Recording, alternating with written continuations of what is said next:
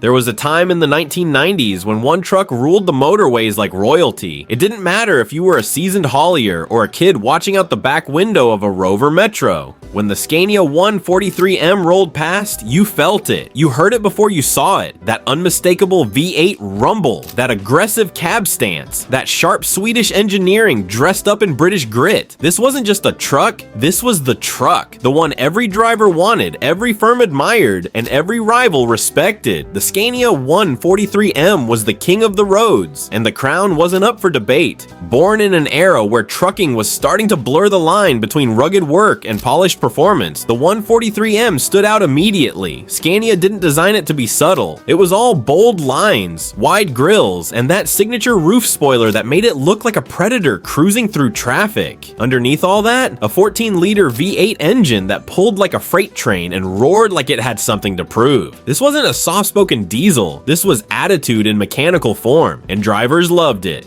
Back then, most British fleets were running decent trucks, no doubt. You had the Volvos doing their job, the ERFs holding it down locally, and even the odd DAF putting in solid miles. But when a Scania 143M joined the lineup, the tone changed. That driver had status, that company had style, and the roads just felt a bit more serious. You could hear it pull away from a depot in third gear, and know immediately what it was. It had presence, and presence was everything. The cab itself was a game changer. The 3 Series range was already solid, but the 143M refined everything. Inside, drivers had space, real space, not just a cramped box to sit in. The wraparound dash, the firm but comfortable seat, the soundproofing, it all made a difference. This was a truck you could live in, do a full week's run, and not feel like your spine was begging for retirement. And for the long haulers crisscrossing the country from Carlisle to Cornwall, that comfort made life bearable. But comfort alone doesn't make legends. Power does, and the 143 million delivered it in spades. Depending on the variant, you could get up to 500 horsepower. Unheard of for the time. That meant uphill pulls without a sweat, overtakes that didn't feel like rolling dice, and the kind of pulling power that made heavy loads feel light. It also meant better fuel economy because the truck wasn't constantly being flogged to hit motorway speed. Scania got the formula right. Strength, reliability, and that growling V8 note that echoed through service stations and industrial estates like a war cry. Fleet owners were torn. The Scania wasn't cheap. You paid more up front, but you got the reward in uptime, resale value, and driver loyalty. Once a haulier gave his best driver the keys to a 143M, good luck trying to get him out of it. These trucks stuck with you. Even today, some old drivers will tell you nothing ever felt quite the same behind the wheel again. That's saying something in a business where you sit in metal boxes for 12 hours a day. The 143 million also looked fast standing still. With that long rectangular cab and aerodynamic visor, it had a kind of hot rod vibe most trucks didn't dare try. Some outfits gave theirs custom touches. Spotlights across the roof, polished fuel tanks, stainless trim. It wasn't overkill, it was pride. You weren't just showing up to deliver timber or rolls of carpet, you were showing up in a Scania. That meant something. Eddie Stobart ran them, so did owner-operators who saved for years just to get their hands on one. They weren't mass-produced in the way other trucks were. Every 143 million on the road had a bit of a reputation. You remembered the red one with the custom visor, the green one with the chrome stack, the white one that flew past you on the A1 like it had somewhere better to be. They were characters on the road, not just machines. And unlike a lot of trucks from that era, the 143M still shows up at shows today. Restored, polished, roaring just like it did 30 years ago. Collectors will tell you, once you hear that V8 startup, you get chills. It's mechanical nostalgia in its purest form. But more than that, it's a reminder of a time when trucks had soul, when they weren't ruled by computers and emission regulations, when it was man, machine, and miles. By the late 1990s, the Scania 143M wasn't just a popular truck, it had crossed into legend status. While most rigs ended up scrapped, sold off, or forgotten, the 143M became a sort of rolling icon for the old school haulage crowd. You could see them lined up at truck shows, still gleaming under the sun, their paint jobs brighter than half the new models on sale. Guys who drove them back in the day would lean on the bumper, arms crossed, nodding as the V8 purred like a tiger. It was more than nostalgia, it was respect.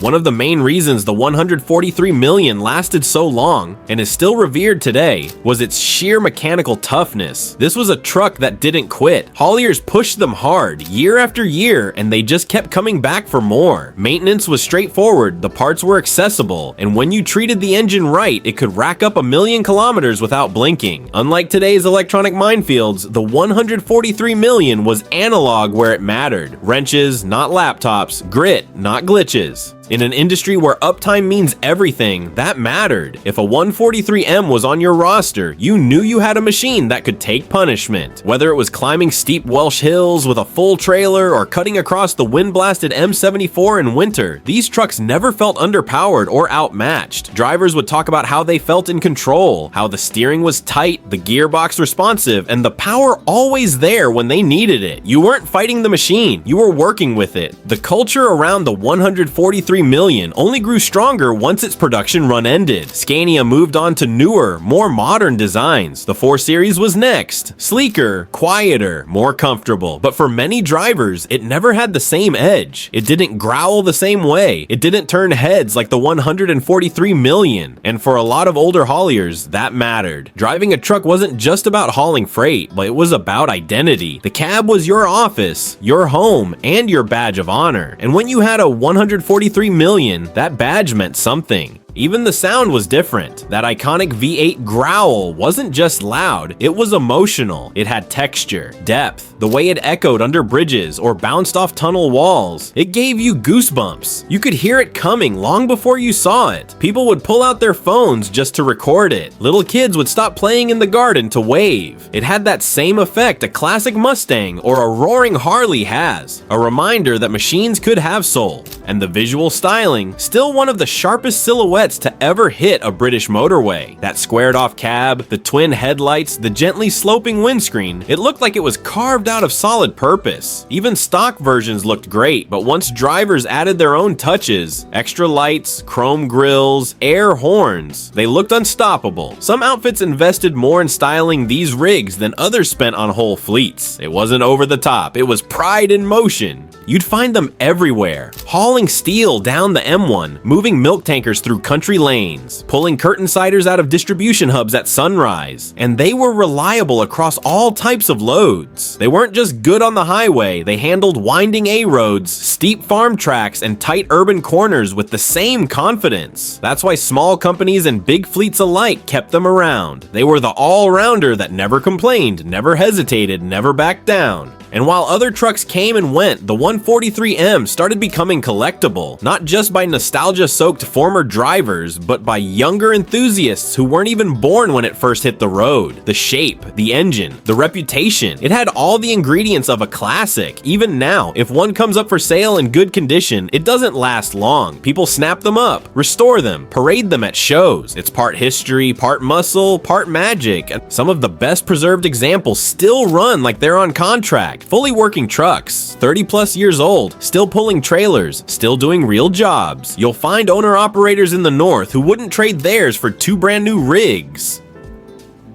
They know what they've got, something built with steel and guts, not sensors and fragile wiring. And that kind of loyalty, you can't manufacture it, you earn it over miles, breakdowns, storms, and sunrises. The 143 million earned it all. So when people ask why the Scania 143M is so loved in the UK, it's not just about performance, it's about connection. A machine that was brutally reliable, stupidly powerful, and unapologetically bold. A truck that didn't just move freight, it moved people, left an impression, started a culture, and for a decade that helped shape British trucking into what it is today. The 143 million wasn't just king of the road, it was the road.